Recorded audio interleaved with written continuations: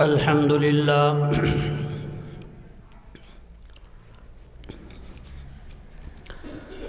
الحمد لله نحمده ونستعينه ونستغفره ونؤمن به ونتوكل عليه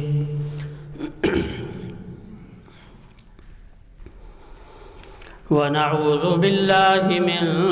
شرور أنفسنا ومن سيئات أعمالنا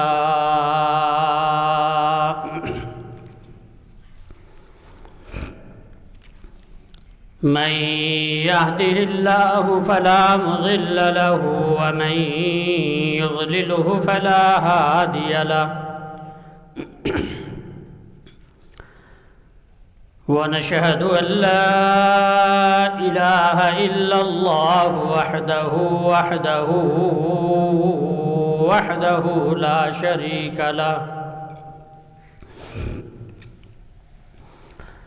ونشهد أن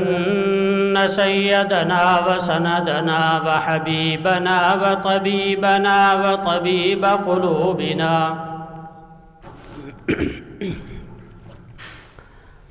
وطبيب قلوبنا محمدًا عبده ورسوله أما بعد فقد قال الله تبارك وتعالى في الكلام المجيد والفرقان الحميد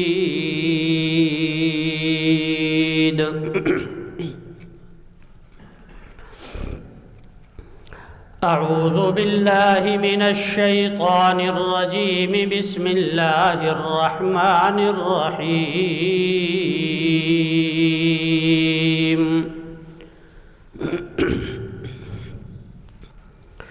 والنجم إذا هوى ما ضل صاحبكم وما غوى وما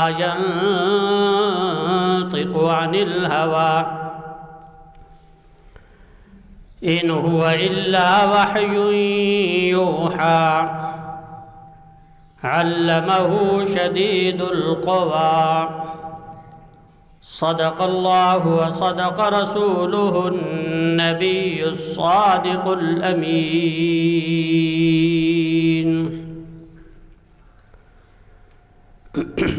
درود پاک پڑھ لیں اللهم صل على محمد وعلى آل محمد كما صليت على إبراهيم وعلى آل إبراهيم إنك حميد مجيد اللهم بارك على محمد وعلى آل محمد كما باركت على إبراهيم وعلى آل إبراهيم إنك حميد مجيد رب اشرح لي صدري ويسر لي أمري واحلل عقدة من لساني يفقه قولي رب زدني علما وعملا رب زدني علما وارزقني فهما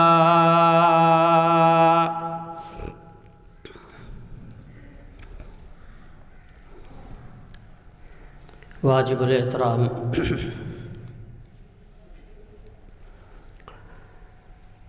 برادران اسلام، محترم بزرگوں اور دوستوں،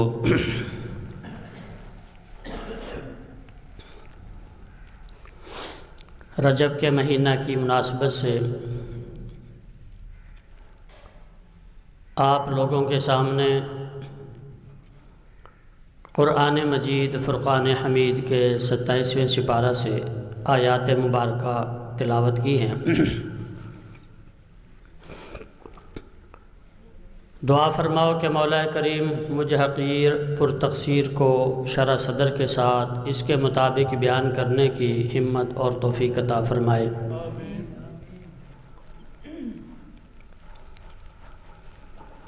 بیان کے بعد اللہ تبارک و تعالی مجھ حقیر کو اور آپ کو اس پر عمل کی توفیق عطا فرمائے، اور مولا کریم ہر مسلمان کو مرتے وقت کلمہ طیبہ لا الہ الا اللہ محمد الرسول اللہ نصیب فرمائے۔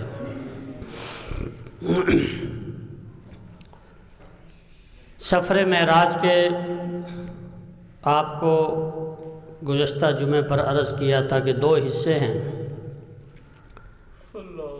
پہلا حصہ تو مسجد حرام سے لے کر یعنی بیت اللہ شریف سے لے کر مسجد اقصی یعنی بیت المقدس جو ہمارا قبلہ اول ہے وہاں تک کا سفر تھا۔ دوسرا سفر بیت المقدس سے لے کر عرش معلیٰ تک کا دوسرا سفر تھا۔ جیسے اس معراج والے سفر کے اور اس معجزہ کے دو حصے ہیں، ایک کا نام اسراء ہے، ایک کا نام معراج ہے، ایسے ہی اللہ کریم نے اس کو دو مقامات پہ الگ الگ بیان فرمایا۔ پہلا حصہ اللہ نے 15ویں سپارے میں ارشاد فرمایا جو گزشتہ جمعے پر عرض کیا تھا، سبحان الذی اسری بعبدہ لیلا من المسجد الحرام الی المسجد الاقصی۔ دوسرے حصے کا تذکرہ اللہ کریم نے ان آیات کے اندر ارشاد فرمایا۔ سورۃ النجم کی جو ابتدائی آیات ہیں وہ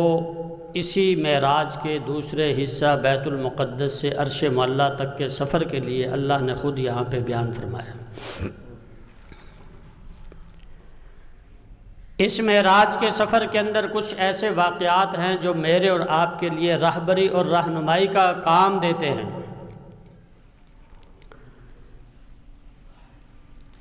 جب انسان اپنی دماغ کی رگوں کو کھول کر جو ہے قرآن پاک کی تلاوت کرتا ہے، قرآن پاک کا مطالعہ کرتا ہے، قرآن پاک کا ترجمہ اور تفسیر اس کے ساتھ جو ہے خود بھی سمجھتا ہے اور سمجھنے کی کوشش بھی کرتا ہے، تو پھر ساری چیزیں روز روشن کی طرح ہر چیز انسان کے لیے کھل کر سامنے آ جاتی ہے۔ اس میں کوئی شک نہیں کہ اللہ تعالیٰ نے تو انسان کے لیے ہر چیز کو کھول کھول کر بیان کیا ہے، ہر چیز کو صاف صاف الفاظ کے اندر بیان کیا ہے، واضح الفاظ کے اندر اللہ نے انسان کی رہنمائی کے سبق عطا کیے ہیں۔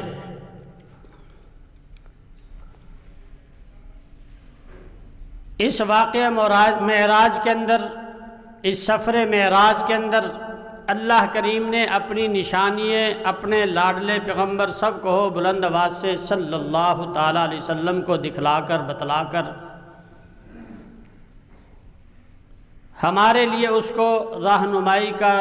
اور ہدایت کا ذریعہ بنایا ہے، اگر ہم اس سے حاصل کریں تو۔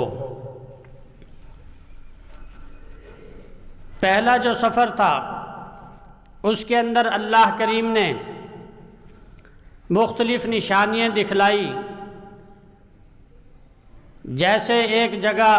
کھجوروں کا باغ دکھلایا تو آپ نے فرمایا یہ میرا وہ شہر ہے جہاں پہ میں ہجرت کر کے آؤں گا، مدینہ شریف۔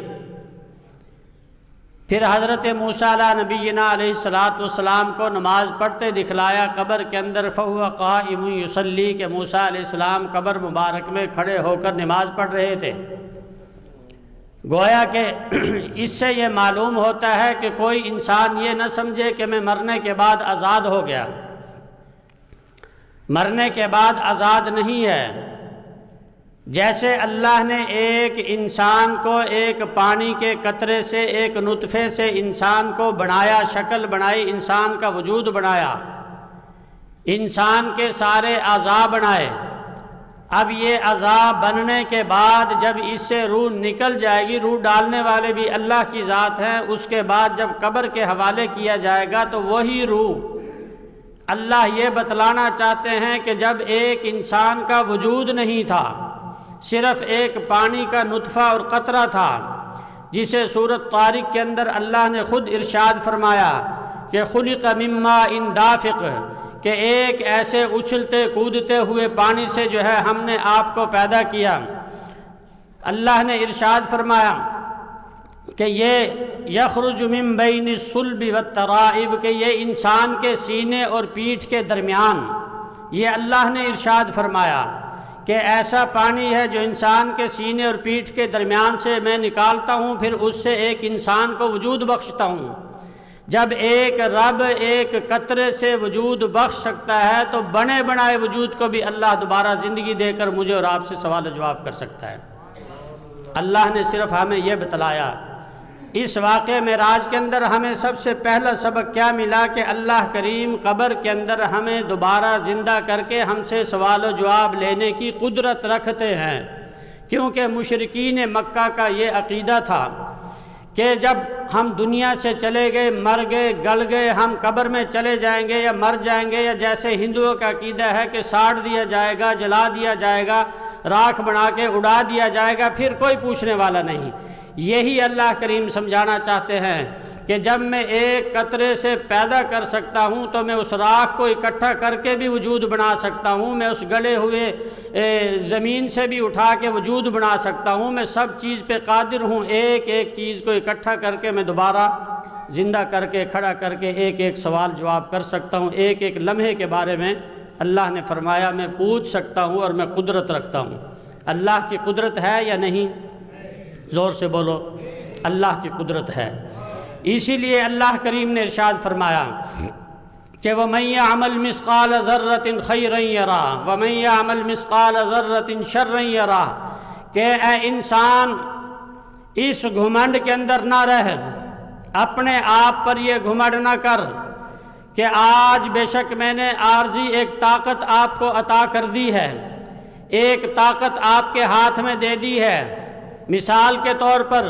مجھے اللہ نے اس ممبر کا خطیب بنا دیا، اس مسجد کا، اس ممبر کا محراب کا انچارج بنایا، میں یہ نہ سمجھ بیٹھوں کہ میں اس سے ناجائز فائدہ اٹھا کر جو ہے میں اللہ کی مخلوق کو بلا وجہ پریشان کروں یا تنگ کروں، یا اس کی وجہ سے میں جو ہے ایک انسان کا جو ہے جینا دوبر کر دوں۔ اللہ کریم نے ارشاد فرمایا نہیں، فَمَن يَعْمَلْ مِثْقَالَ ذَرَّةٍ خَيْرًا يَرَهُ شَرًّا يَرَهُ، انسان اگر ایک ذرہ منہ سے سبحان اللہ بھی کہے گا، یہ بھی تمہارا جو ہے عمل میرے سامنے آئے گا، اور جو ہے اگر تھوڑا سا کسی کے بارے میں غلط فہمی ذہن میں بٹھائے گا، غلط بات کرے گا، وَمَن يَعْمَلْ مِثْقَالَ ذَرَّةٍ شَرًّا يَرَهُ، اس کا بھی کل قیامت میں حساب لوں گا اور وزن کیا جائے گا۔ یہ حقیقت ہے یا غلط ہے؟ یہ بالکل حقیقت ہے۔ اسی لیے اللہ کریم نے اس واقعے کے اندر پہلا ہمیں کیا سبق دیا؟ پہلا سبق یہ ہے کہ قبر میں جب موسیٰ علیہ السلام جا کر کھڑے ہو کر نماز پڑھ سکتے ہیں، تو اے انسان تو یہ بات سمجھ لے کہ تجھے بھی قبر میں کھڑا ہو کر، تجھے بھی بٹھا کر، تیرے بارے میں بھی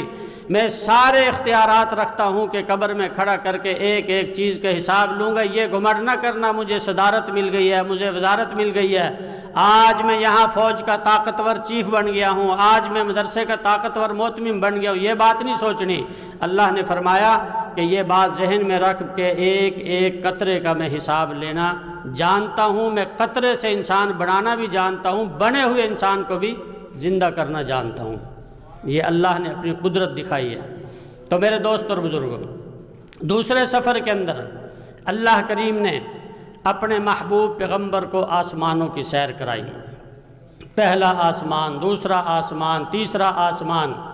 چلتے چلتے اللہ کریم نے سدرۃ المنتہا، عرش معلیٰ، حتیٰ کہ یہاں تک آتا ہے احادیث کی کتابوں کے اندر کہ ایک وقت وہ بھی آیا، قرآن پاک کے اندر بھی ارشاد ہے کہ ایک وقت وہ بھی آیا کہ جیسے دو کمان، تیروں کی دو کمانیں آپس میں ایسے اکٹھی ہوتی ہیں ان سے بھی زیادہ میرے محبوب اور اللہ کریم قریب ہو گئے۔ سبحان اللہ۔ اب یہ قاب قوسین کا جو لفظ ہے اس کا معنی یہ ہے،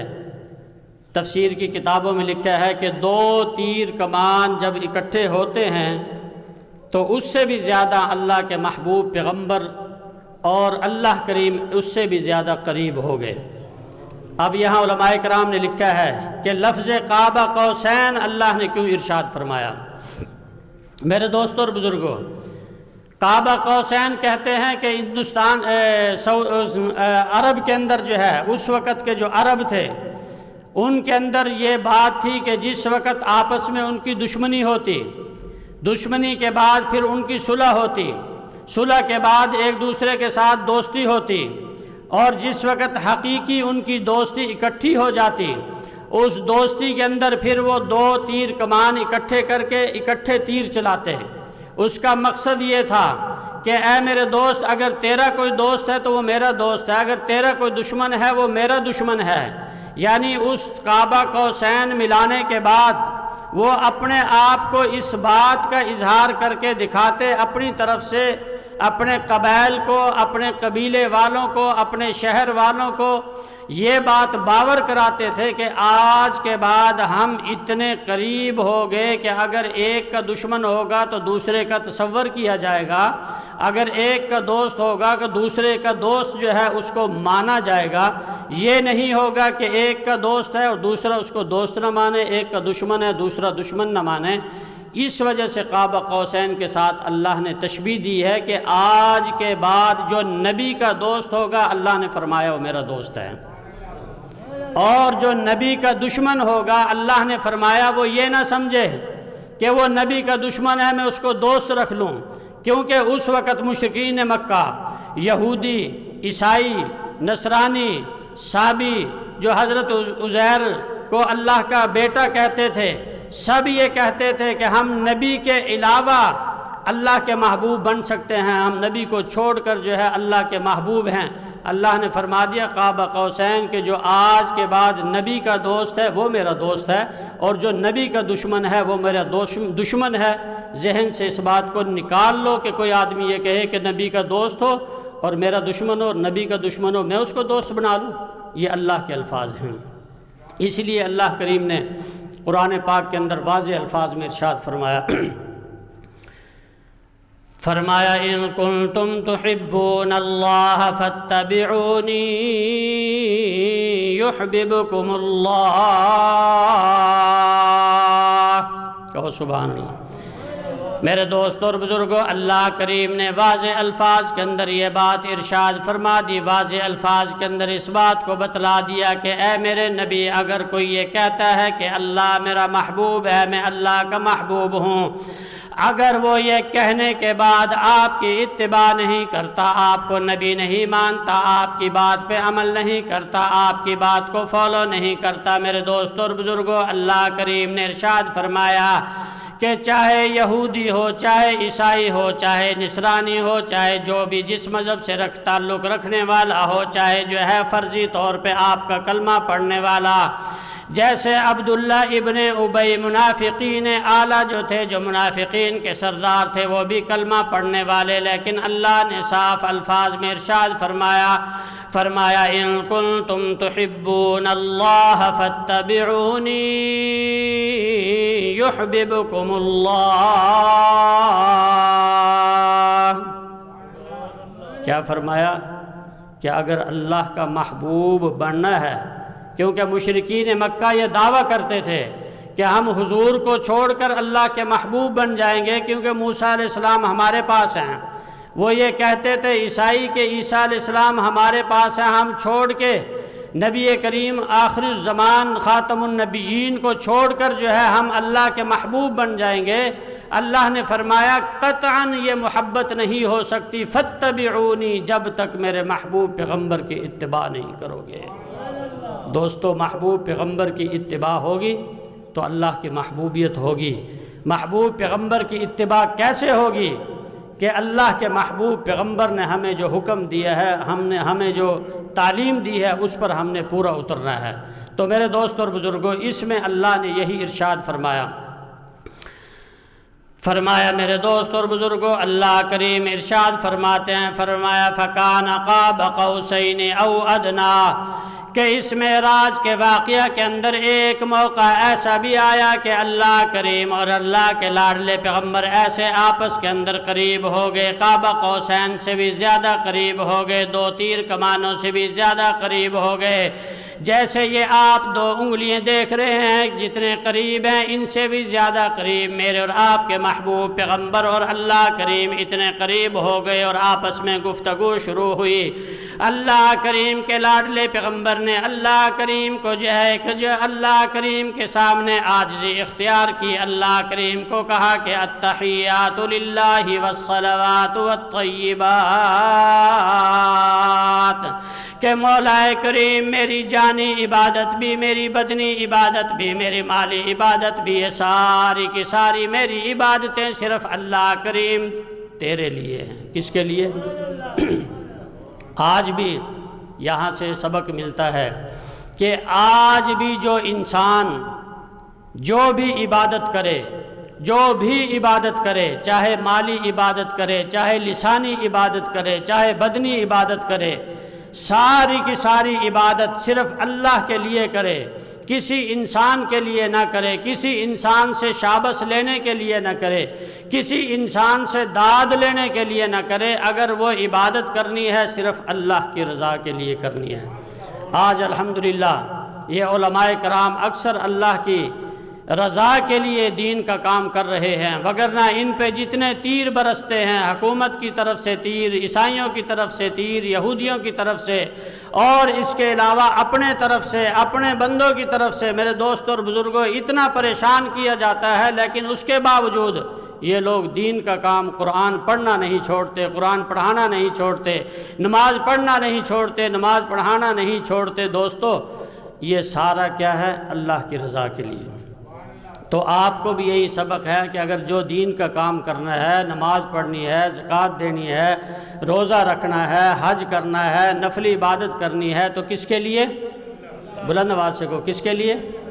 اللہ کے لیے۔ میرے دوست اور بزرگوں، اللہ کریم نے بھی یہی ارشاد فرمایا،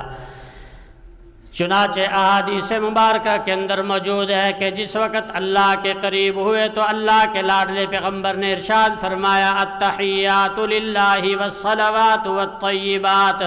مولا کریم میری ساری عبادتیں، چاہے زبان کی عبادت ہو، چاہے جسم کی عبادت ہو، چاہے مال و زر کی عبادت ہو، ساری کی ساری عبادتیں اللہ کریم تیرے لیے ہیں۔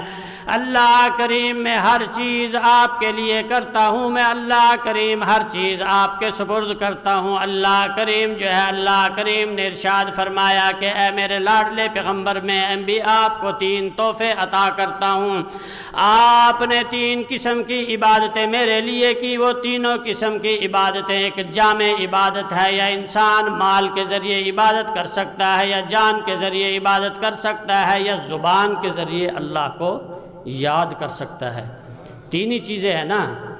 یہ نیکی کے اندر بھی 3 چیزیں ہیں، گناہ کے اندر بھی یہی 3 چیزیں ہیں۔ یا آدمی گناہ کرے گا اپنی زبان سے، یا گناہ کرے گا اپنے جسم سے، یا گناہ کرے گا اپنے مال کے زور پہ۔ دوستو، یہ 3 ہی چیزیں، عبادت کے اندر بھی 3 چیزیں ہیں۔ آدمی یا عبادت کرتا ہے زبان سے، یا عبادت کرتا ہے جان سے، یا عبادت کرتا ہے مال سے۔ اسی لیے اللہ نے ارشاد فرمایا، فَمَن يَعْمَلْ مِثْقَالَ ذَرَّةٍ خَيْرًا يَرَهُ، اللہ نے ایک جامع لفظ ارشاد فرما دیا، ایک ذرے کا حساب ہوگا۔ دوستو، آج دنیا کے اندر جو کرنا ہے کر لو، یہ امتحان گاہ ہے، یہ آپ نے یہاں امتحان دینا ہے۔ اچھا امتحان دو گے تب بھی، اور برا امتحان دو گے تب بھی۔ اور یہ بھی واضح الفاظ میں اللہ نے ارشاد فرمایا کہ میں میری اپنی جو کمی کوتاہی ہے، جسے حقوق اللہ کہا جاتا ہے، وہ تو معاف ہو جائے گا۔ حقوق العباد اس وقت تک معاف نہیں ہوگا جب تک بندہ معاف نہیں کرے۔ مثال کے طور پر میں نے آپ پر کوئی الزام لگا دیا، آپ کے اندر وہ چیز نہیں تھی، آپ کے بارے میں کسی کو ورغلا دیا جھوٹ بول کر، آپ کے اندر وہ چیز نہیں تھی، تو اگر یہ کام کر دیا تو جب تک آپ سے معافی نہیں مانگی جائے گی، قطعاً اللہ کریم فرماتے ہیں کہ معاف نہیں ہوگا، کل قیامت میں اس کا سوال ہوگا، جواب ہوگا، اور اس کا معاوضہ جو ہے اس کا معاوضہ ادا کرنا پڑے گا۔ اگر غلط کیا تو اس کی سزا بھگتنی پڑے گی، اگر صحیح کیا تو دوستو اس کی اللہ کریم جزا عطا کریں گے۔ یہ ساری چیزیں میرے اور آپ کے سامنے ہیں۔ تو اللہ کریم نے ارشاد فرمایا فَكَانَ قَابَ قَوْسَيْنِ أَوْ أَدْنَىٰ۔ میرے دوست اور بزرگوں، اللہ کریم نے ارشاد فرمایا ہم اتنے قریب ہو گئے، اللہ کے لاڈلے پیغمبر میرے اتنے قریب ہو گئے کہ تیر کمانوں سے بھی زیادہ قریب۔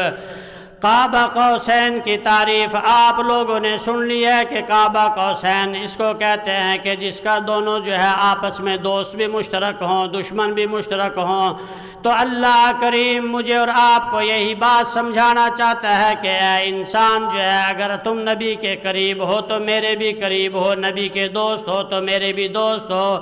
اگر نبی کے دشمن ہو تو میرے بھی دشمن ہو۔ ایسے نہ سمجھنا کہ نبی کے ساتھ دشمنی کر کے آپ یہ سوچے میں اللہ کا دوست بن جاؤں گا۔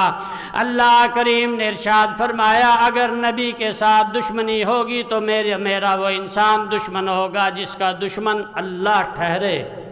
تو وہ کیا ہوگا؟ دنیا میں بھی ذلیل، آخرت میں بھی ذلیل۔ اگرچہ اللہ کریم دنیا میں انسان کو چھوٹ دیتا ہے، دنیا میں ڈھیل دیتا ہے اللہ کریم۔ احادیث کی کتابوں کے اندر آتا ہے کہ جب ایک انسان جرم کرتا ہے نا تو اللہ کریم کے نزدیک نہیں آتا، تو پھر اللہ اس کو تھوڑا سا اور ڈھیل دیتا ہے، وہ ایک کی بجائے دوسرا جرم کرتا ہے، پھر اللہ کے نزدیک نہیں آتا، پھر اور ڈھیل دے دیتا ہے، اتنا کرتا ہے، اتنا ڈھیل اللہ کریم اس کو اتنی چھوٹ دے دیتا ہے کوئی انسان دھنستا ہی چلا جاتا ہے، دنیا میں دھنستا ہی چلا جاتا ہے۔ پھر قرآن پاک کے اندر آتا ہے ان بطش ربک لشدید، پھر جب میری پکڑ آتی ہے پھر کچھ چھڑانے والا نہیں۔ دوستو آپ کے سامنے ہے، مشرف آپ کے سامنے ہے۔ ایک وقت وہ تھا کہ مشرف ایسے مکے لہرایا کرتا تھا، پورے پاکستان کا مالک تھا، اور یہ کہتا ہے کہ قطعاً کوئی میرے سامنے بات نہ کرے۔ مولانا عدنان کاکا خیل نے ایک بات کی صدر کے سامنے،